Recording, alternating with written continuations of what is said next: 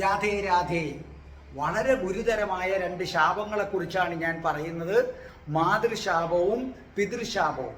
ഇത് രണ്ട് തരത്തിലാണ് സംഭവിക്കുന്നത്.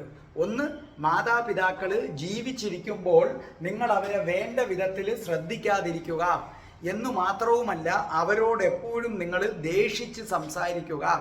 മറ്റുള്ളവരുടെ മുന്നിൽ വെച്ച് അവരെ ഇൻസൾട്ട് ചെയ്യുന്ന തരത്തിൽ നിങ്ങൾ സംസാരിക്കുക.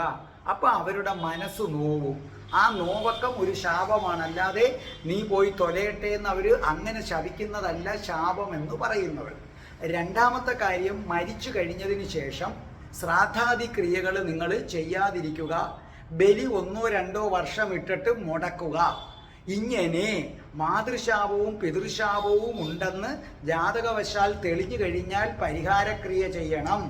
ഒന്നാമത്തെ പരിഹാരക്രിയ, കൃത്യമായി ബലിയിടണം, ശ്രാദ്ധാദി ക്രിയകൾ നടത്തണം, തിലഹോമം നടത്തണം.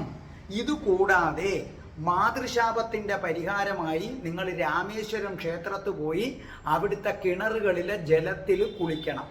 വീട്ടിൽ പല തവണയായി ഗായത്രി 1,00,000 ജപിക്കണം. അതേ കണക്ക് ഏതെങ്കിലും ഒരു ശിവക്ഷേത്രത്തിൽ, രാമേശ്വരമാണെങ്കിൽ ഉത്തമം, 1008 വലത്ത് വയ്ക്കണം.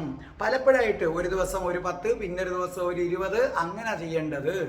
പിതൃശാപമാണെന്നുണ്ടെങ്കിൽ മഹാവിഷ്ണുവിന് ശക്തിയുള്ള ക്ഷേത്രത്തിൽ പോകണം. ആ ശക്തിയുള്ള ക്ഷേത്രത്തിൽ എല്ലാ വ്യാഴാഴ്ച തോറും പോയി നിങ്ങൾ പ്രാർത്ഥിക്കുകയും മരിച്ചുപോയ പിതാവിൻ്റെ നക്ഷത്രം വെച്ച് നിങ്ങൾ അർച്ചനകൾ നടത്തുകയും ചെയ്യണം. അതേ കണക്ക് മഹാവിഷ്ണുവിൻ്റെ ക്ഷേത്രത്തിൽ തിലഹോമം നടത്തണം. അതുകൂടാതെ ബ്രാഹ്മണർക്ക് അന്നവും വസ്ത്രവും നൽകണം. ഇതില്ലെങ്കിൽ സാമ്പത്തിക കുഴപ്പം, ജോലി സ്ഥലത്ത് കുഴപ്പം, ദാമ്പത്യ പ്രശ്നങ്ങൾ, സന്താനങ്ങളെ കൊണ്ട് ദുരിതം, സന്താനങ്ങൾ നിങ്ങൾക്കെതിരെ തിരിയുക, സന്താന മരണം, ഇതൊക്കെയായിരിക്കും ഫലം.